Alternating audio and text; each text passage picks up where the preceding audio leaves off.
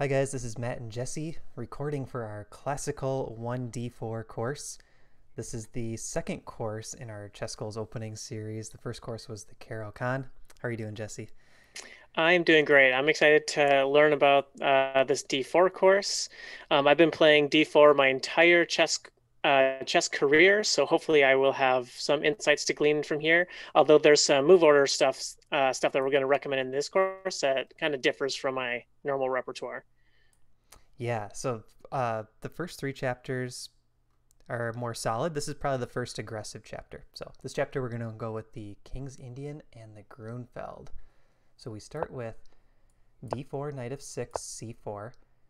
And here, g6, this sort of signals that we're in this chapter. This could sometimes lead to a Benoni if the c pawn gets pushed up too, but most likely this is going King's Indian or Grunfeld.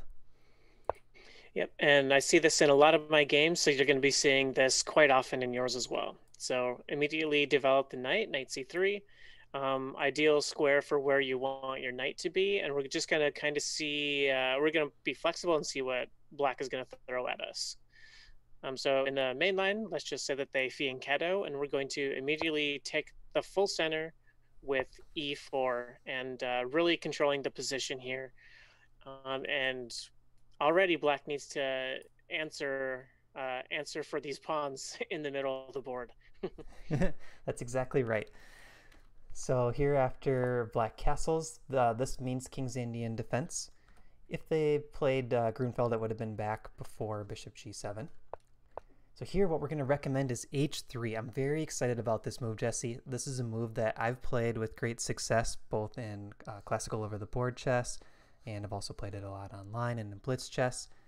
What I like about h3 is it's a little bit different than what black is used to seeing. It's still a very strong move. The computers like it. Aronians used it, some other top GMs. And it also kind of gets black out of their usual plans. So they like to play for this d6, e5, f5 setup. But what we're going to do is we're going to actually put a pawn on g4 guarding the f5 square. So this is going to be a very interesting setup that maybe the opponent will be less familiar with, and we can play in a strategic way, but also play for a lot of space and play for the initiative. Yeah, I like that summary because when I was first looking at these moves, H3 here, I'm like, why H3? Like, there's so many better moves, like develop a knight, develop a bishop, maybe fianchetto, light square bishop, so many ideas. But you can kind of see, I mean, we'll explain where this move is going, but like Matt said, we're going to try to open up this G file and prevent this easy F5 break that black always goes for. So we can continue with the normal move here, D6, and we are going to develop a bishop to bishop e3. So not quite, kind of keeping this g4 move in reserve for a little bit. Yeah, and another cool thing with this move order, oftentimes when I would play the h3 King's Indian defense, I would already have my knight on f3. Like I would start with one knight f3. But a cool thing with this move order is the knight actually is better in some cases going to e2, and then after g4 tucking behind it on g3. So this specific move order is also very nice to play for an h3 kid.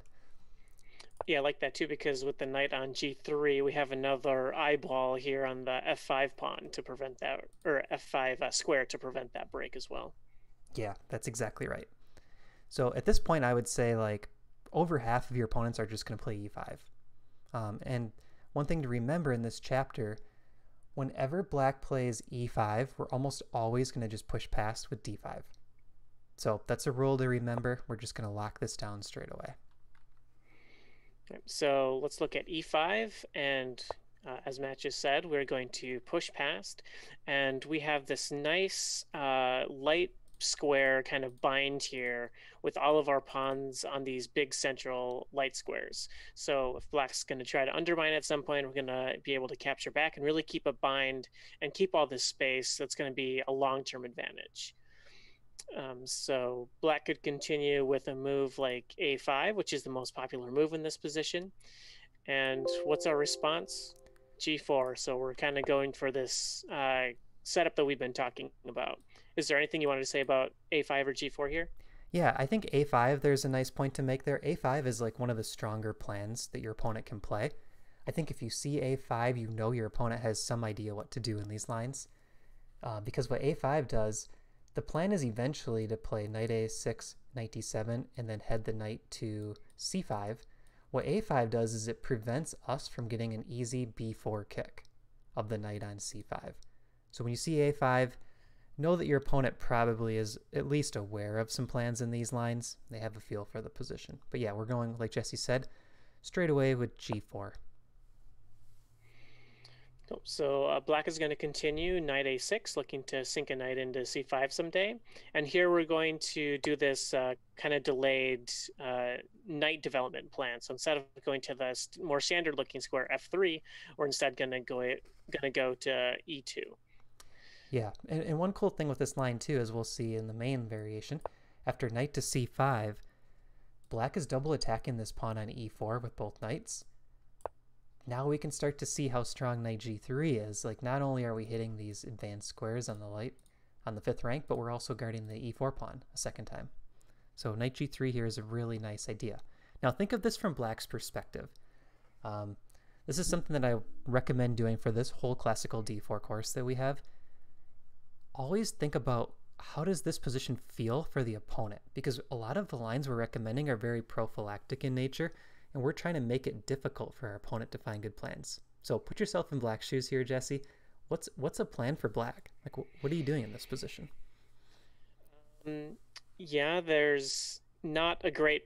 Black is certainly worse here because we have tons of space in the middle. So what black would probably want to do is undermine this big center. Problem is, if black plays a move like c6 here, we can ignore it and just wait for, and that's actually the next recommended move.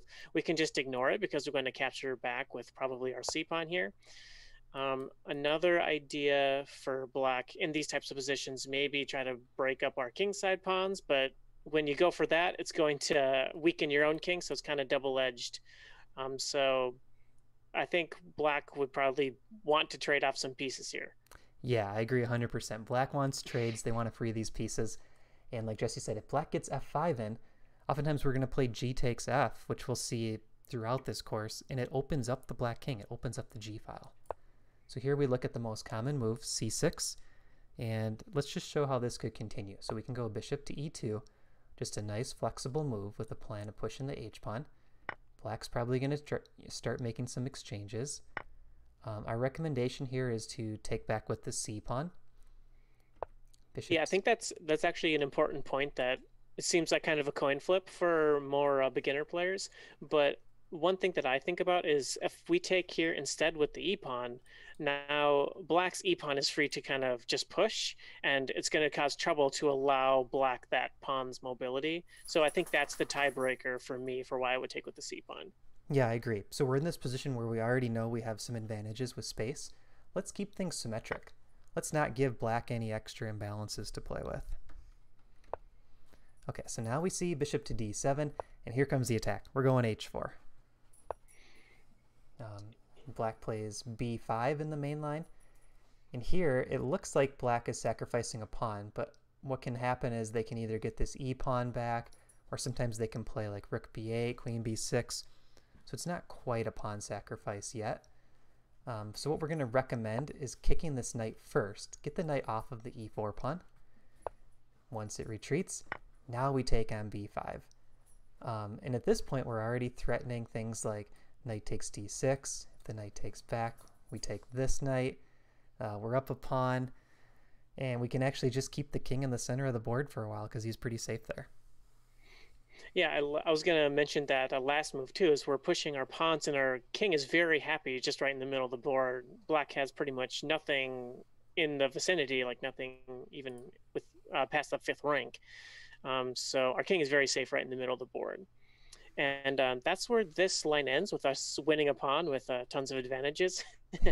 So we're not going to get this great of a position each time. But this is, I feel like, a pretty good idea for what we're shooting for against this type of setup. Yeah, that's right. And so now let's look at on move 9. Let's go to knight d7.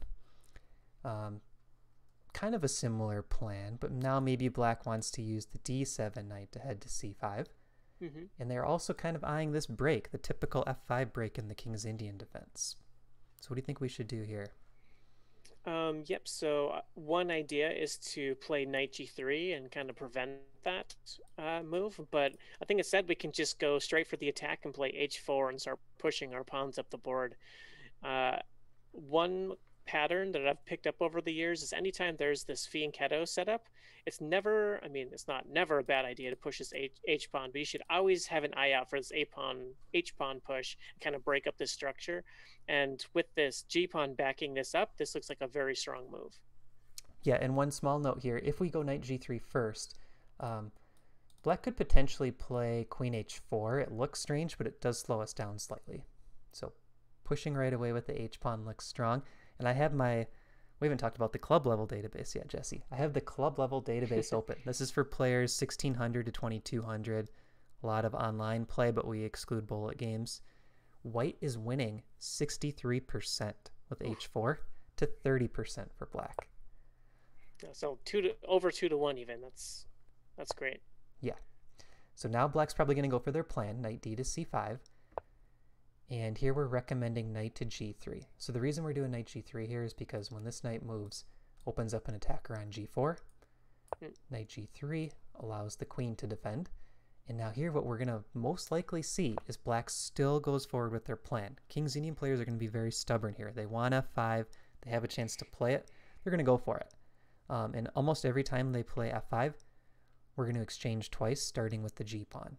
So we see g takes, e takes, bishop takes, and in this line we're actually just going to recommend simplifying down and then castling queenside. Okay.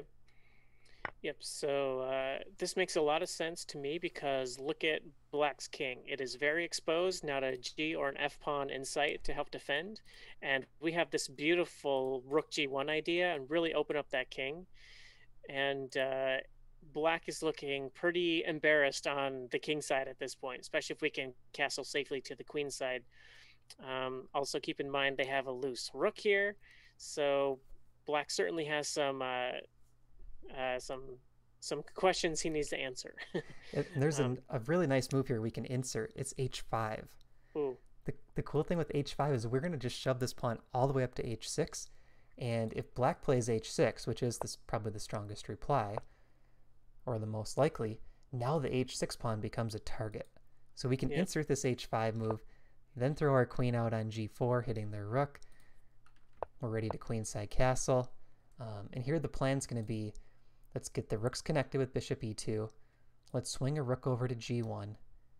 Maybe tuck our king to b1 for safety and attack on the king side. And if you look at the imbalances here, superfluous knights for black. They don't have a lot of counterplay, and we have the bishop pair. Yeah, we got to watch out for that h6 pawn too, with this queen pinning the bishop. I feel like if that h6 pawn falls, there's just no defense left. Yeah, I agree. So yeah, cool lines to start and very thematic for I think kind of the rest of this chapter here. So a few rules, I guess, or best practices that we have come up with so far is whenever white plays that f5 break, take twice, starting with the g pawn. And whenever black plays e5, we're going to push past with e4 and take that. So if you have two nuggets to take away thus far, I would stick with that. Yes. And there may be cases where we don't take a second time on f5, but I think almost always that's going to be the case. Yep. So now let's look at knight b to d7. So a lot of these lines are very similar. Like you might even get confused in your games. Knight b7, knight a6, but our plans are similar in reply. So really if you just kind of keep an eye on what your opponent's threatening, it won't be too big of an issue. So here we're recommending the exact same move, g4. And I put in my notes here, knight f3 may be just a tad more precise, but we're going with consistency. We want to keep a similar line so you don't have to memorize all these nuances. Yep, and we still have a very strong advantage after g4, so probably worth it to keep a consistent plan, repertoire, and just knowing these positions a lot better than our opponents. Worth it to give, stockfish like 0.02 or something like that. Right. Yeah, 0.2 won't make too much of a difference if we're still, in a comfortable position, maybe a little bit better. Yeah. So an interesting thing in this line, when black does a very quick knight out to c5, uh, they can target this e4 pawn more quickly than we can get the knight to g3 with the g4 pawn up. So here we're recommending something a little bit different, and I know it looks funny. We're moving another pawn, we're opening up a diagonal to the king, but don't worry, like the king is pretty safe here. We're just cementing this pawn on e4, and then we're going to go forward with our standard plan. So here a5 is played, again, very thematic by black. And again, you can kind of think about the position from black's point of view too. What would you play as black? You know, a5 is a good move, prevents b4, but also this pawn can just be pushed all the way up. If our king's going to queenside castle, this move will be very useful. Okay, so now we're going to go forward with our plan, knight g to e2. Here, c6 is the most common move. And what we want to do is combo knight g3, queen d2, queenside castle, and push the h-pawn up the board. Very simple plan, yeah. I think another rule here is whenever they undermine our pawns, we just ignore it, and we're going to take back with the c-pawn most of the time. So we could probably start with queen d2 or knight g3. I think queen d2 is a little more accurate. So we'll recommend queen d2 here and kind of lining up on this dark square diagonal. Yeah. And sorry, keep going. I was going to say that this was something that JD noticed. So JD's been a tester for us in this course, and he was asking me, why queen d2 instead of knight g3? Knight g3 feels a little bit more thematic with the course. Mm-hmm. There's a strange reason why, and I don't know if it's worth going too deep into it, but after knight g3, black can play h5. And if we capture, capture, capture, there's this queen h4 check. It's just slightly annoying, and if our queen's on d2, it's not as big of a deal because our queen can actually block the check. So that's why queen d2 is better, but it's really not a big mistake to play knight g3. It's still strong. So here c takes d, c takes d. Again, we're going with the c pawn, keeping these imbalances at bay for black. We don't want black to have any imbalances to play with. Bishop d7. So here you can see queenside attack is coming. All right, now what should we play, Jesse? Yeah, so after bishop d7, we can continue with our standard plan of knight g3. And we have a setup very similar to what we've had in other lines. We're aiming for h4 and pushing this h-pawn, and like Matt said just a little bit ago, castling queenside. So we have h4, b5, and then h5 on the board. And so these are good lines just to kind of check out and see how middle games typically go from here. Of course, the game could go many, many, many different directions, so this is a good place to kind of leave this line. But we will always leave you with these plans. So sprinkled throughout all the text is shooting for this h-pawn push, open up lines and get your pieces involved, castle queenside for safety. So again, we have a nice advantage at the end of this line. Yeah, anything else to say about the resulting position? Yeah, I think this is one where we're going to add some sample games throughout this course. And I've already done some for the Nimzo chapter. I've done a few for the King's Indian chapter. But this is one where it is definitely worthwhile to just get experience in the position. The plans aren't as simple here because it's such a tactical position. So oftentimes we're actually going to play h6 instead of h takes g, and maybe g5, trying to entomb this knight back on e8. So this is one where you definitely want to play with the engine. We're already +2 here, though, according to Stockfish. So really large advantage, but get a good feel for the positions. All right, so now we're going back to move 7, c6. Okay, let me find that in Lee Chess. So right here, c6, early attack on the d5 pawn. What do you think about this? Yep, so again, we don't want to overreact to it. We can just ignore this pawn push as normal. And yep, and just go g4 directly. Since black didn't really do anything to prevent the standard plan we have, we may as well just go for it. So g4 right away, and we'll look at c takes. And again, we're going to take back with the c pawn. And now we'll look at a6 here, so preparing b5 of their own, kind of like copycatting us on the other side of the board. Yeah, and the reason I used a6 in this line is because I didn't want to transpose to a previous line. So instead of doing the a5 stuff, we're going to look at, okay, what happens if they go a6, b5? Yeah. Uh, Right, go ahead. and again we can use the same knight maneuver. So knight ge2. I think we've done this in every line so far that I can think of. Yeah. So that's a good thing to remember as well. Black goes b5, and we can put our knight on this nice square again, knight g3. We've seen in other lines how nice of a square this can be for the knight, so there's no reason to sway away from it based on what black has done. And now the kingside pawn storm is coming. So after knight b to d7, we're going ahead with h4. And you can see another theme here is oftentimes we just leave our king in the center. So the center is very fixed at this point. No reason to really put the king over on the queen side, and we don't want to put him on the king side here because we have the pawn storm going.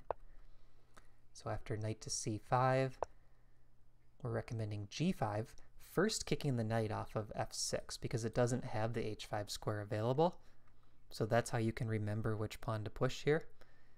And after knight e8, we have this very nice in-between move. We could play h5 here, but when I was analyzing this with the computer, I realized pawn to b4 is super strong.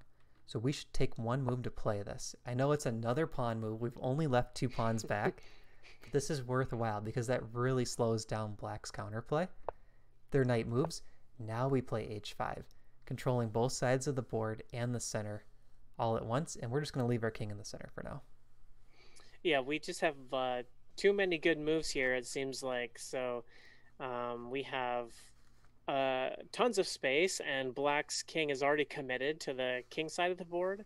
So we have that big target just ready for us to open up all these lines and start attacking again. So h5, really nice move here, just to ask black how they want to resolve this tension. And yeah, nice place to end this line as well. And this is another one where the plan is not always straightforward because it's so tactical again. So again, you'll want to kind of play around with some different lines and get a good feel for it. All right, so now we are on, which line are we on? 6, e5, and 7, knight h5. Okay. So we got e5, d5, and now knight h5 for black. This is a little bit different. Sometimes these lines can be tricky because we don't want to go with the typical g4 plan, opening up the possibility of knight f4. So what do you think we should do here? Yeah, so quick way to prevent knight f4 without giving away our bishop. We should probably play g3 and just ask that knight what it wants to do on the edge of the board, because now that knight move looks really silly. So g3 here, kind of preventing that whole idea. Is that the right? Yeah, analysis? That's exactly right. All right. So now we have a couple ideas. Either the bishop can go to g2 and the knight to e2, or we can put the bishop on e2 as a way to kick this knight out and then go g4. So here the most common reply is queen to e8. The reason black plays queen to e8 here is because this move is helpful because black wants to play f5, and if we go e takes, g takes, queen can win the knight. So keep that tactic in mind too. When your opponent's trying to play f5, they can't just go for it right away if their knight's sitting out here on h5. So now we're going to recommend kicking the knight. That knight has to retreat. And here in the notes I put that black's already in a little bit of trouble. So if you look at the 2 moves that this knight made and the move that the queen made, that's 3 tempi. How many moves did we spend to counter that threw us off from our normal plan? Yeah, it was just g3. Yeah. And so, these moves that black is making, not inspiring. Moving the queen over one square, trapping in the rook, moving the knight back and forth. Yeah, it kind of just looks like now we have 3 free moves. Look at the development of the minor pieces. Right. I mean, look at these guys back here. Yeah. Not good at all. So I think we're up 2 moves, but I really don't see any advantage for black playing these extra tempi. So knight a6. Here we go. So we don't have the knight e2 here. That is one difference I should mention. We don't have the knight e2, knight g3. So when black double attacks the e-pawn, we're going back to the recommendation of f3. But what would you say our plan is here going forward? Here, yeah, so I think we can do a few things. So we're definitely planning on storming the king with h4, or sorry, h5, g5. And we also have this b4 idea, again, to kick this knight out from this nice square. And on top of that, probably get the queen out of the way, maybe queen d2 and castle queenside, and just enjoy these long-term advantages. Yeah. And I think, one thing to keep in mind too is always keep that a2 pawn back. You can push all the rest of the pawns, but keep a2 back. Never play a2. Yeah, never play a3. All right, so that concludes the 6e5 lines. So now let's go to 6 knight b to d7.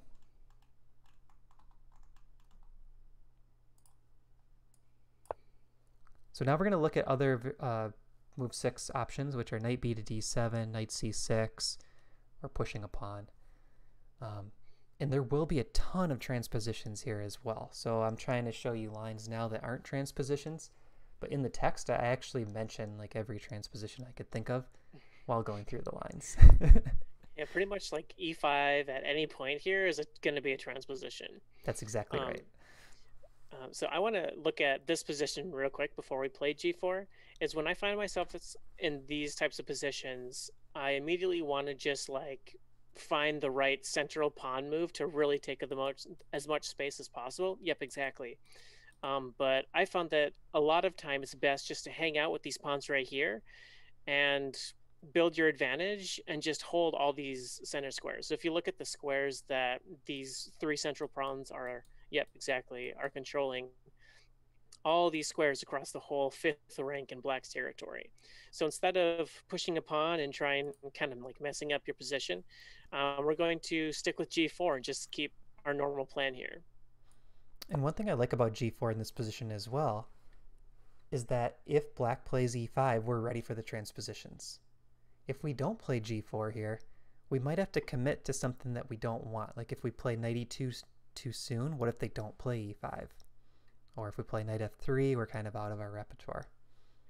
So that's one thing I liked about this move order in particular. So e5 here will almost always transpose to what we just looked at. So let's look at c5 here. These positions with c5, we're doing something a little bit different. If we push past with d5, I actually want to avoid these structures. And the reason why is if you look at this bishop on g7, he's open to attacking our queenside. And black is going to get some really nice queenside play with moves like a6, b5, queen a5. And they sort of get this like Benoni type structure with the type of play that they want. So I want to steer them a bit away from their comfort zone. So here what we're going to recommend whenever you see c5, we're going to defend it with our knight. And we're actually going to aim for a Maroczy bind structure.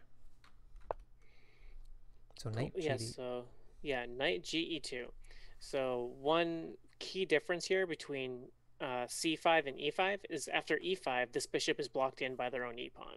So no e5 pawn, this bishop really comes to life, as Matt just said. So keep that one kind of in your mind for all of these c5 type of moves. And so we're going to look for, or we're going to first look at the c takes line. We're going to take back here with the knight. Yeah. In this structure right here, this is what I consider like a Maroczy bind. So we have these 2 pawns, e4 and c4, and the c5 pawn for black traded for our d4 pawn. And in our Discord server, just this morning actually, we did a little class for VIPs where we went through 3 sample games in this line that are annotated just on how to play the Maroczy bind. And those will be published with the course as well. Not the video, but at least we'll have the PGN text. But these are really fun positions because it's already like a 0.6 or 0.7 stockfish edge, and it only takes 1 or 2 small slip-ups by black, and they could already be in a lost position. Yeah, anytime we have these big center, or like a big center and all the space, black needs to play carefully or they're gonna, find themselves in a bad position very quickly. Sorry. Yeah, I was just gonna say, after saying that, I gotta recite the stats here. With our next move, bishop g2, and I think we've seen these exact stats before, 63 win percentage for white to 30 for black. Yep, I think that was the exact same numbers as last time. So better than 2-1 wins. Yeah, and I can't Um, make that up. Like a statistician's not going to make up the same numbers twice. There's no way. if Matt is citing a stat, you better believe it because he has researched it. He probably has like a spreadsheet just for the Maroczy bind structures. Um, 1000%. all right. Okay, so we're going to play the natural fianchettoing type of move here. So bishop g2, and this is uh, like Matt said, a very solid Maroczy bind structure. E-pawn is well defended, and we will look after a6. We're actually going to castle short here. First time we're castling short. Yeah, so in the Maroczy bind setup, we'll castle short every time. And then our plan's going to be kind of get the rooks behind these center pawns. It depends what black does, but we want to get the rooks behind the center pawns and then look to expand. Like either we'll play b4, we may play f4, we might put our queen up on d3, knight d5, but we're always going to look to keep pressing forward. And again, this is a very prophylactic recommendation. In Maroczy bind, you want to always watch black's counterplay and just be ready for it and see if you can kind of prevent their pawn breaks. Because one thing that players tend to do is they get uncomfortable when they don't have a good plan, and that's when they make a mistake. So be patient with this structure, slowly build, and I think you'll have good results. So here the most popular move is rook b8. We're recommending rook to c1, getting the rook behind the pawn, but we're also kind of ready for b5 to be played. Bishop to d7.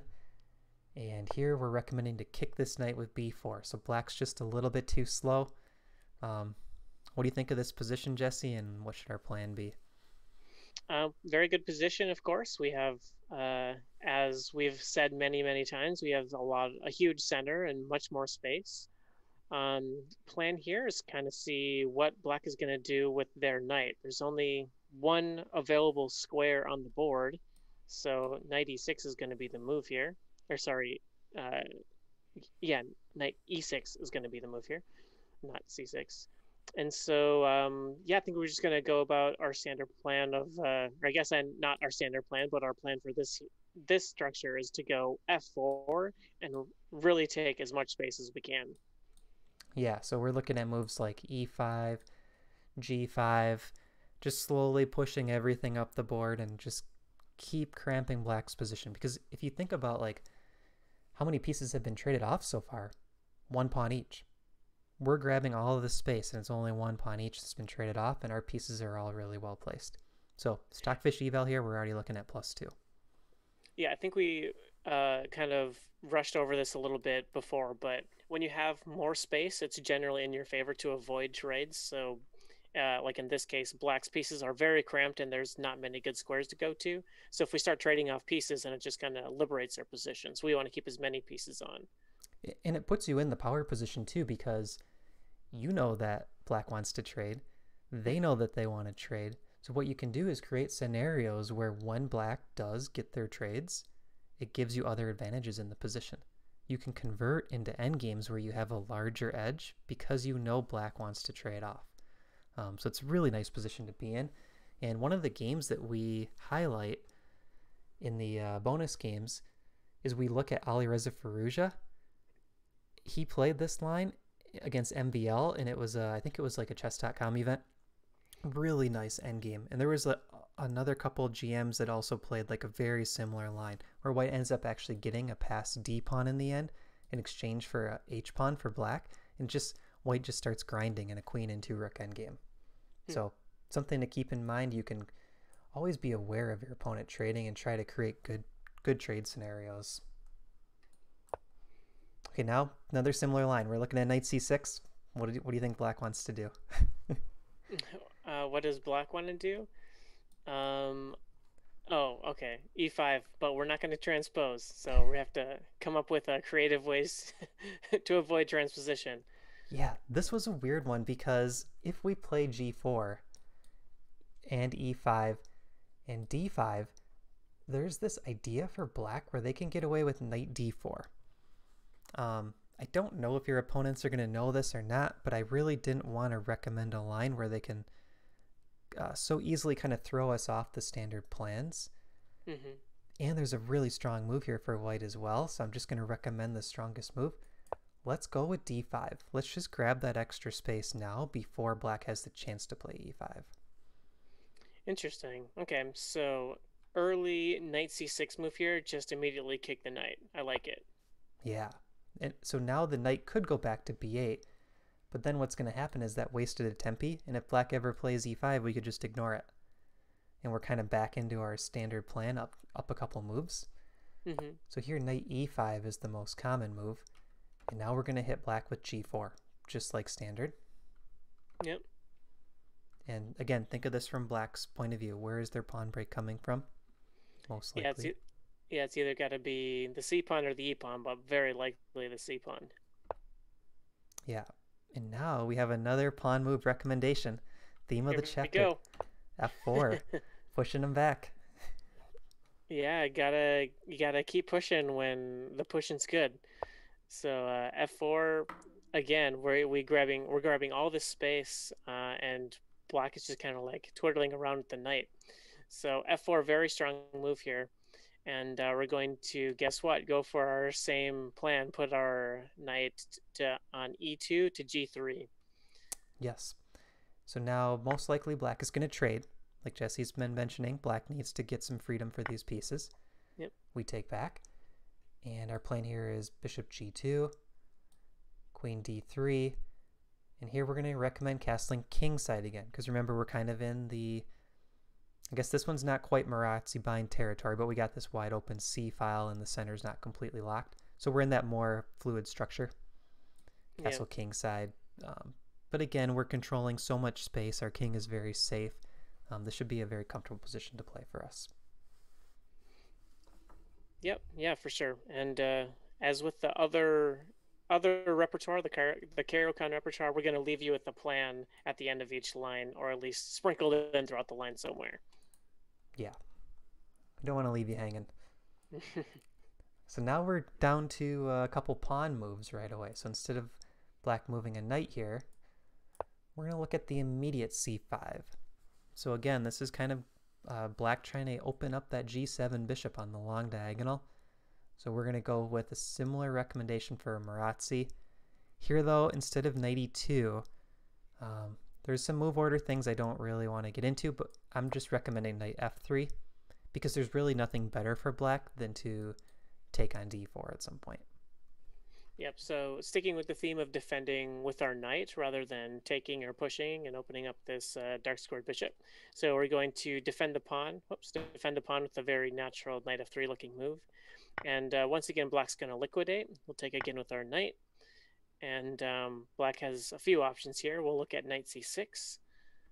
And then we can continue developing with bishop e2. Anything else you want to say about those few moves?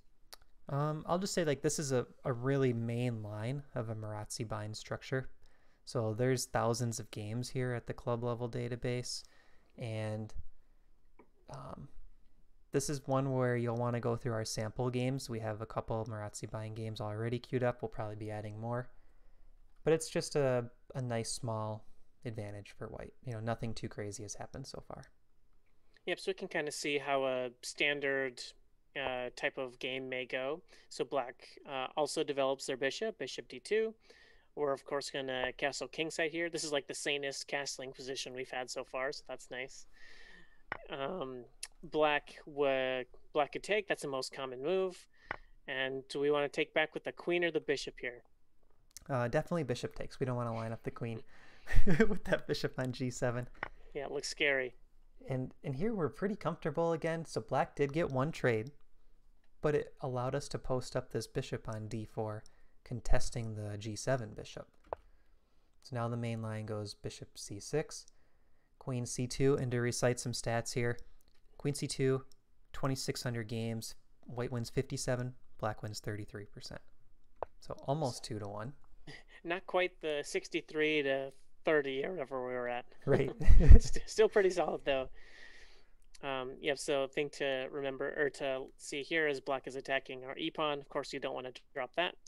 So queen c2, and black is, and it also connects the rooks, which is a nice benefit of that move too. So most common move for black is a5, pushing this queenside pawn. And we are going to start centralizing our rooks with rook ad1.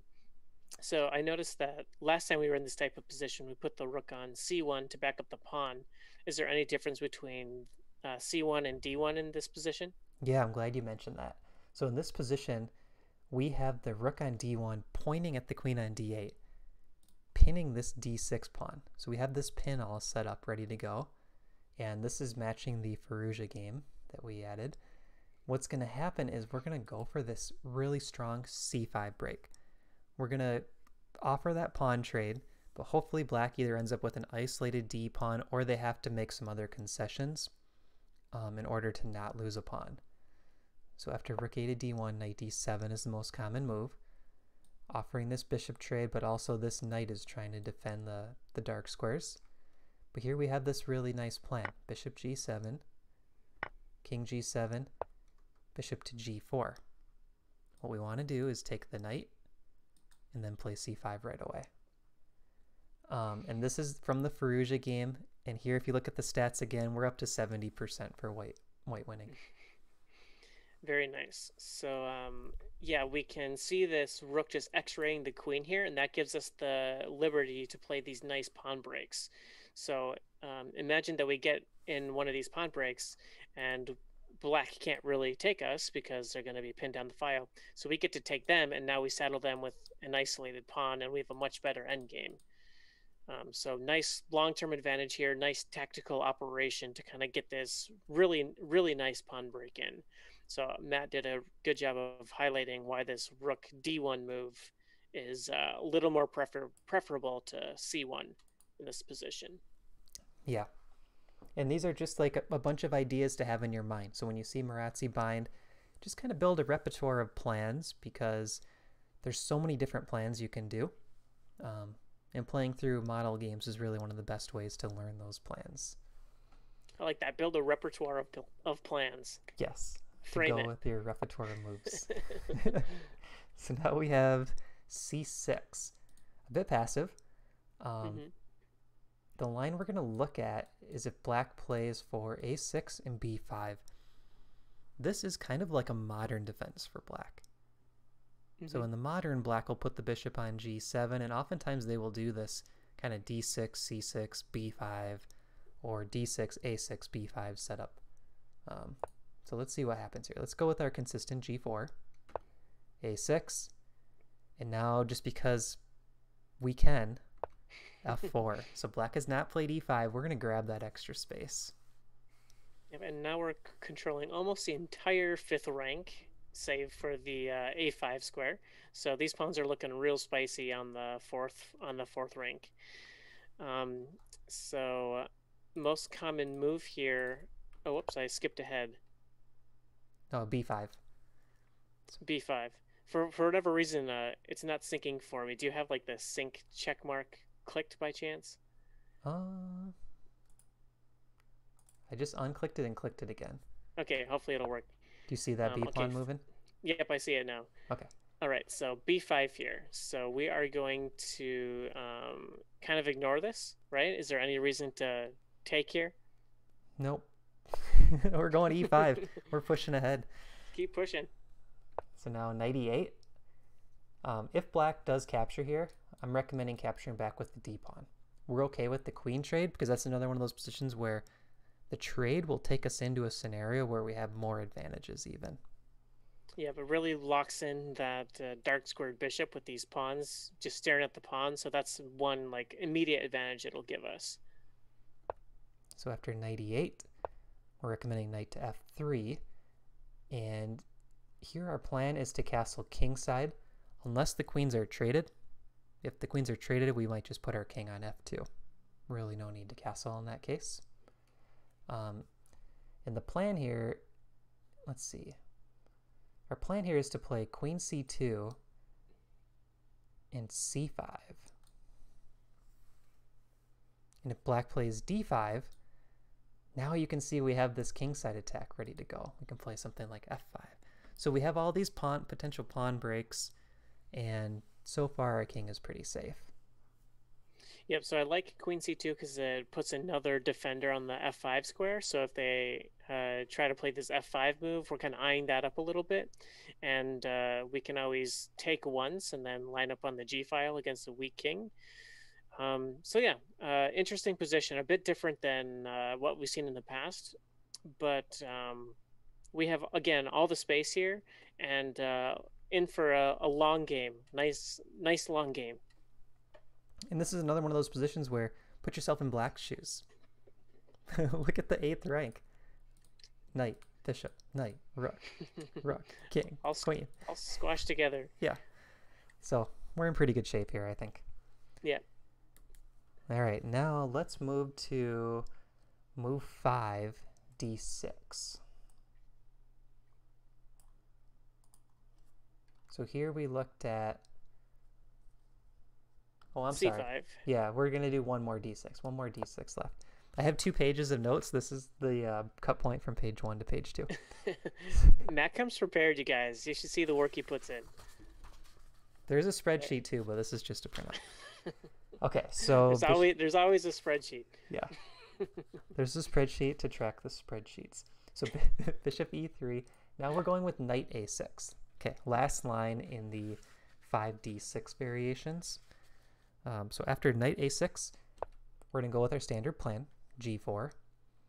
If black plays e5 here, that should transpose to all the lines we've looked at already. So we're going to go with something a little bit different, one more Maroczy bind setup. All right, so c5 here.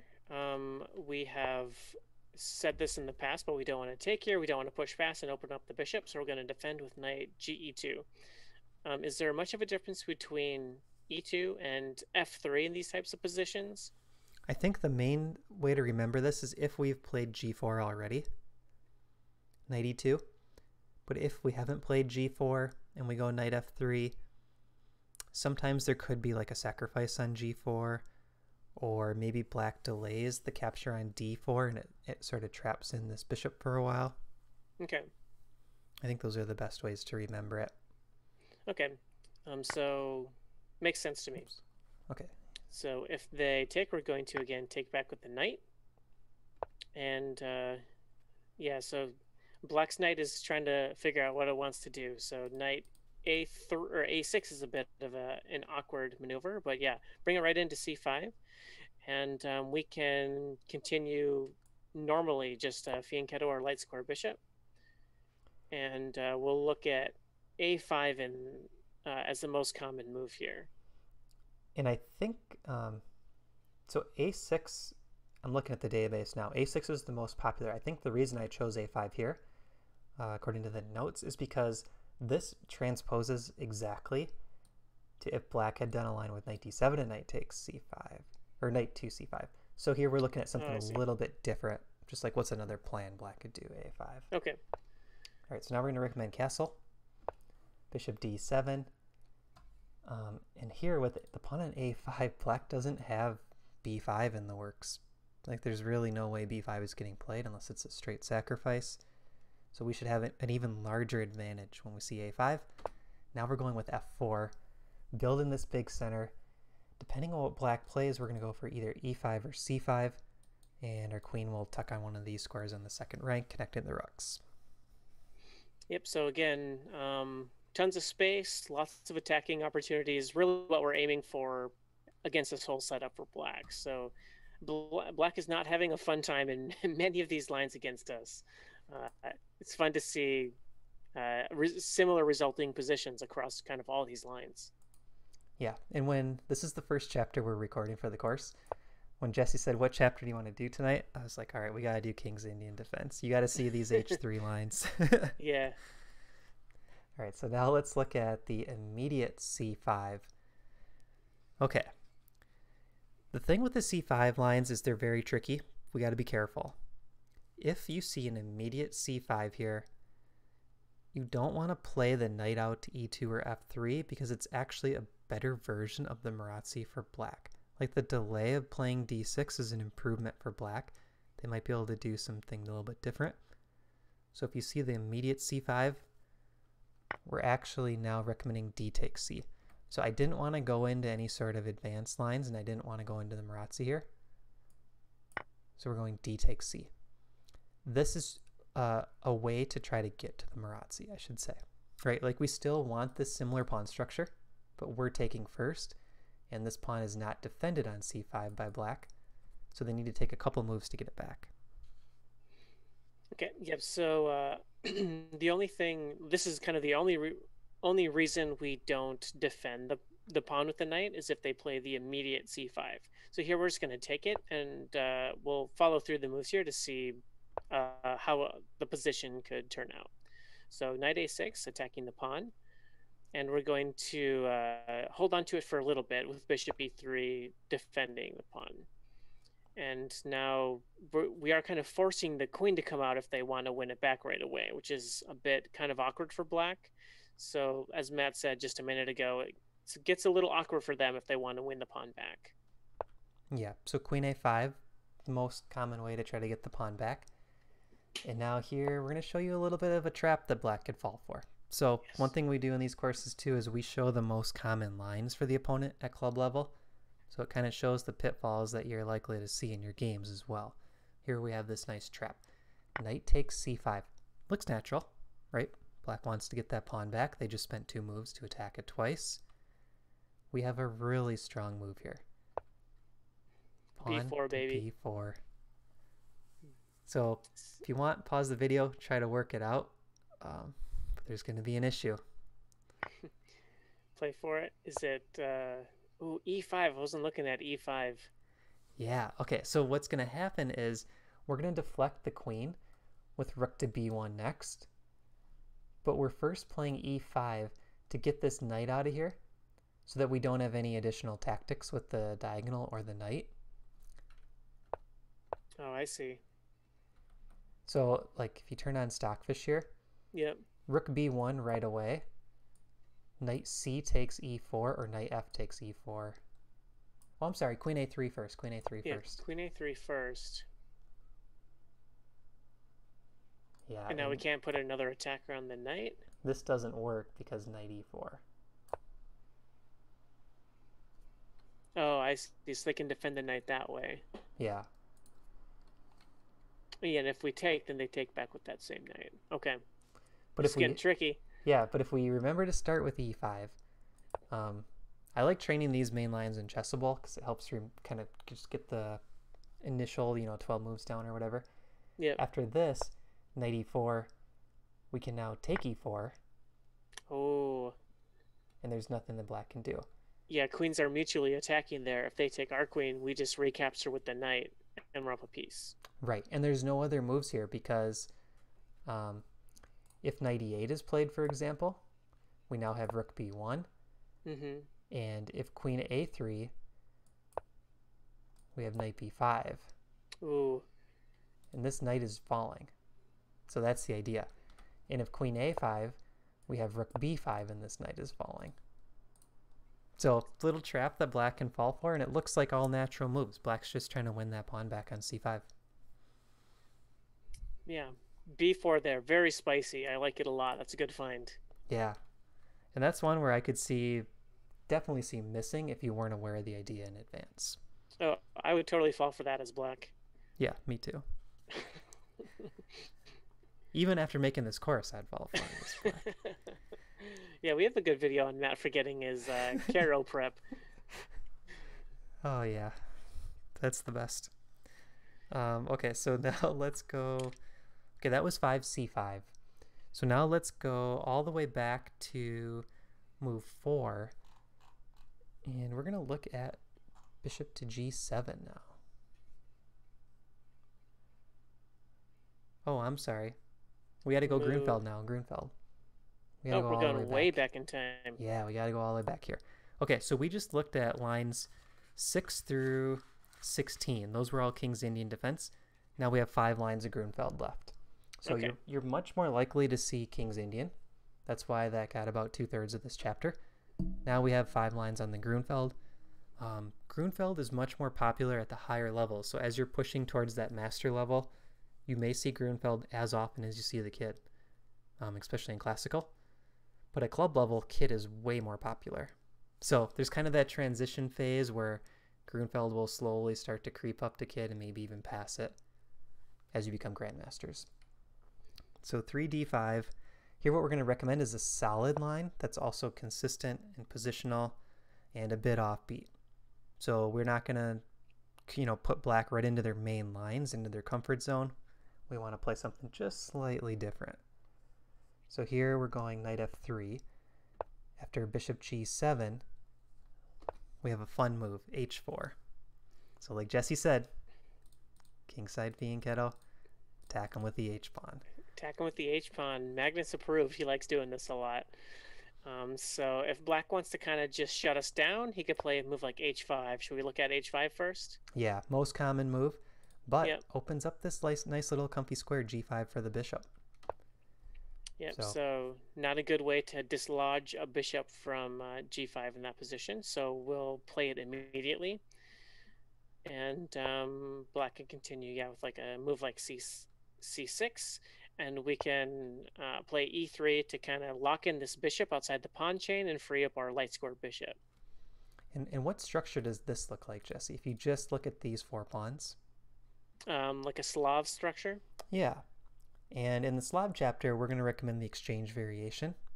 Most likely we will see an exchange here at some point, whether we take black or maybe they'll take us, and that'll be a slightly different structure. But what's going to happen is we're hoping that this bishop on g7 is a bad piece compared to the bishop on f1, because our bishop points to the open queen side and their bishop is going to be hitting this pawn on d4. So that's our very small advantage here. We're not going super theoretical. This is a very solid line for black, playing c6 like this. So we're going to go queen to b3, threatening to win a pawn after taking f6 and taking d5. And if they take us, which is the most common move, we take back with the bishop. Now here our plan is to castle, get the queen out of the way, and start pushing these queenside pawns. So we have a 2 versus 3 over here on the queen side. We're going to do a minority attack by pushing the pawns up the board and trying to create one weakness in black's pawn structure. Yep, so very common plan in this type of position. Yeah, like Matt said, get the queen out of the way, play b4, b5, and hopefully at some point we can get them to either take us or we can capture them, and we'll leave them with a backwards pawn or an isolated pawn.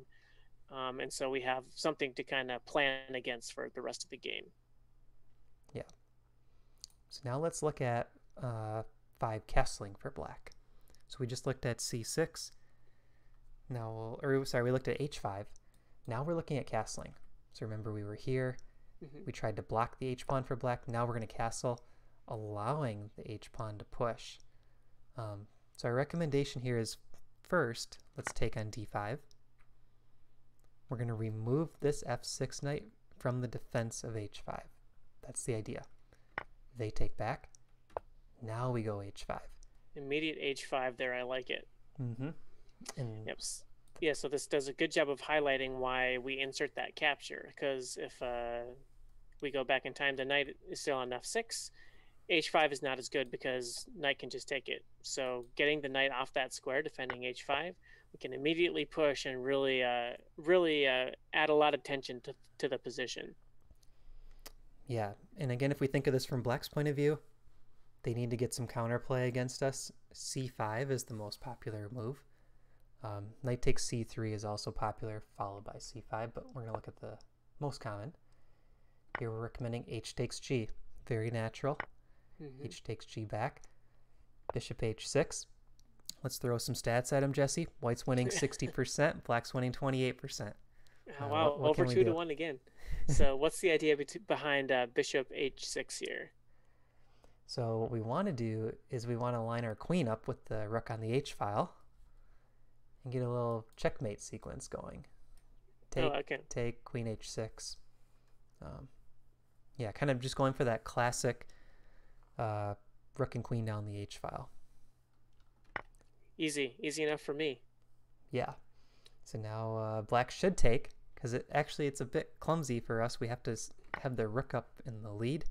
We can't get the queen in front of it easily. And JD was telling me that there's a line in Larry Kaufman's book. I think Kaufman recommends the Grunfeld for black. There's a line very similar to this, where they kind of allow the h-pawn to come up, take on g6, and play king g7. But in this case, the most common move, king g7, is a mistake. Look at this move. Because you can just defend it. Yeah. Now we have a very simple threat. We want to retreat the rook and play queen h6 check. What should black do? All the elements are still there. I guess best now black has to bring his king out in that case. So I guess in this position, black needs to first trade off the knights. Yeah. So the problem is if black plays a move like rook h8, we can do rook takes h8. And if king takes, we have d takes c. This knight's a bit pinned down. And if queen takes, they lose the knight. So I think it makes the most sense for them to take on c3 first. Okay. It's the most popular move too. But now we have a little in-between move. Yeah, rook h4. We're not even taking this knight back. Our threat's too strong. We have no time to take a knight. So after rook h8, we're swapping that rook off. Now we're going queen takes c3. And here we're transitioning this to an endgame. So the material's even. But we're going to queenside castle. Our queen's pretty well placed, pointing at the black king. And I think the eval here, yeah, like 0.7 for white, somewhere around there. So just a comfortable endgame advantage, and we can try to play for the win. Yep, so very interesting position here. I haven't seen lines like this before, allowing us to like just plow through on the H file and just kind of ignore it. But lots of ways that black can go wrong. It's really hard to see that in between capture here. It's like the only move that really saves the position. So yeah, very interesting line. I'm glad this is in our repertoire. Good job, Matt. Yeah, thanks. And after H4, I'm looking at the frequency of the moves played. H5 is almost 2-to-1 over any other move. I think most players will play H5, maybe even at a higher frequency than that, because who really wants to see that H-pawn getting all the way pushed up the board when you're about to kingside castle? Yeah. All right, so let's look at C5 now. This is just getting crazy. So they see us taking time to play the H-pawn. They see that our bishop on F1 is not getting developed, and they're one move from castling. This is logical. Let's just break open the center if we're playing the black pieces. Yeah, it's kind of another like chess rule of thumb is if your opponent is flanking on the outside, just break in the center or like play in the center. So yeah, a very logical move here, and we kind of have a decision of which way we want to take. So here we're going to recommend d takes and see how black is going to react to that. So d takes, and black has a few options. They could take us and allow this queen trade, but most common move here is queen a5, just looking to regain this pawn in a simple way. Yeah, and that's more popular than d takes c by about 10-to-1. So I'm seeing like 700 games versus 70. Queen a5, trying to play a bit more dynamic, pinning this knight. But here we're going to recommend c takes d. So right now we're up 2 pawns.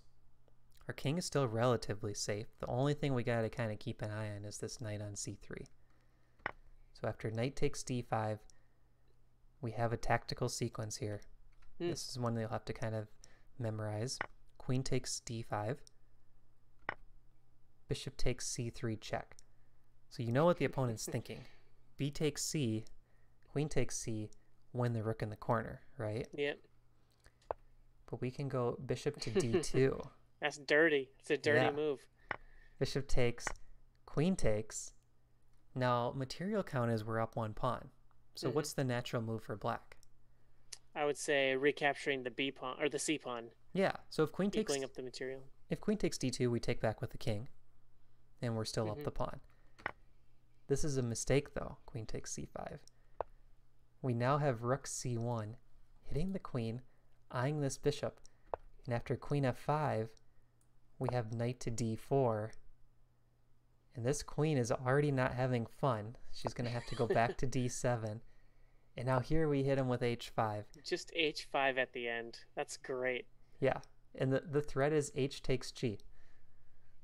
And we have a move like queen c3 as well, hitting this bishop and hitting the rook in the corner. So tactically, I think this position is already winning. The most common move here, 8 games out of about 20, is pawn to e5, which is a huge blunder.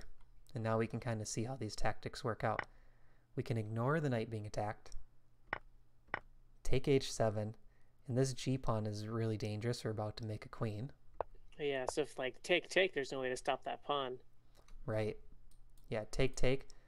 No good way to stop the pawn because this queen is babysitting the bishop, and she also can't even guard h8. For some reason, I thought she could get to the h file. And now g7, rook g8, rook h8, and that's game. So it's kind of a line that shows an example of how black can go wrong with very natural looking moves, like just trying to win their pawn back, you know, not asking for much. But just a simple man trying to win my pawn back. Yeah. All right, so let's go to d takes c4 now. Need to do a bit of scrolling. So we had e4. Sorry. We go d5, knight f3, bishop g7, h4. Now d takes c. So similar to playing c5 here, this is another line where black's trying to open up the center, seeing that we're a bit slow to castle. We're recommending e4. We're playing aggressive here. Yep, this is almost Geller Gambit territory, but not quite. So we take space with this e4 pawn, opening up the bishop attack on c4, and again, yes, controlling all the squares right in the middle. So black has a few options. c5 is the most common, and here we're actually going to push past. So what's the idea here? Yeah, we're trying to play to control the opponent's pieces. So b8 knight does not have a good square. We can take back on c4 later. And we're looking at this e5 push as well. Oh, yeah. And the h5 push. So we're all over the place with these pawns in the middle. Yeah, a whole lot of pawns in this chapter. I love it. Yeah. So now this is the most common move, b5. And I put in the notes, if your opponent is booked up, they will know b5. So b5 is the most popular move, and it's actually a pretty good move. But it's like we're already in that territory where a lot of our opponents aren't going to have all this prepped. So they might play e6, they might play bishop g4, but we're going to show the strongest move here, b5. And here our recommendation is h5. Go ahead with the standard plan. And if black doesn't castle, we're actually going to go h6. So kind of leaves him with one choice. All right, so castle, and we're going to kind of break up their kingside structure. We'll take the g-pawn. White is very likely going to take back with the f-pawn here, so we don't have all that h-file pressure again. And we are going to push through again with the e-pawn. So now we have a huge center, very close to having like a protected passed pawn on the 6th rank if they try to undermine us. And yeah, this black knight is not a happy piece right now. And Matt, do you have a statistic for us? Yeah. We're winning 59% to 28%. And actually, there's been an update on the Elite Chess database since the last time I ran these numbers, 63% to 28%. Oh, so it's getting better by the day. Yeah, I only like to recommend if it's over 2-1, and we cross that threshold. Knight g4. Now they're double attacking this e-pawn. Here we're recommending d6, like Jesse said. Let's go for that passer. Oh, wow. And here the most common move by far is e6. And we're look, the stats are 77 to 14. And at this point, we have a really cool tactic. Oh, wowzers. Rook takes h7. Go for it. If king takes h7, we have knight g5 check, followed by, king will go back, followed by queen takes g4. Oh, why am I highlighting the king? Queen takes g4, queen h3, and setting up a simple mate. Ooh, yeah, with the knight right there. Yeah, and this pawn on d6 helps defend the escape routes for the king too. Mm-hmm. So That's a beautiful sacrifice. Yeah, and play around with this with the engine too. You know, all of these lines, we can tell you some plans, but you really want to get comfortable with them. Like work through some different variations. What would you play as black? And then have the engine tell you what white could play. Or maybe what would you play as black? Think of your white reply and then check that with the engine. So rook h5, top move. Now we're recommending knight e4. Still leaving this rook hanging for the same reasons as last time, because we have both knights ready for coming to g5. And we have a really big attack already. Knight h4 is also a threat, hitting the rook, hitting the pawn on g6. What's the eval here, Jesse? Eval, it says, I'm at like depth 23. It says zeros, but Okay. I'm sure Stockfish can find a draw in here. But I mean, who would you rather play in a like a blitz game right here? Yeah. Obviously white. Yeah. White's having all the fun in this position. And we're not biased at all. Definitely white. Definitely white. Okay, so now let's go to move 5, c6, last line of the chapter. Yeah, I can't believe we've already gone through all these lines. Yeah, and so Jesse and I are used to working on our Carol Khan course videos. In that course, we only had, I believe it was 9 chapters, 10 lines each. And this one is 7 chapters, about 15 lines each. So these chapters are a little bit longer than the Carol. So here we're looking at c6. This was a recent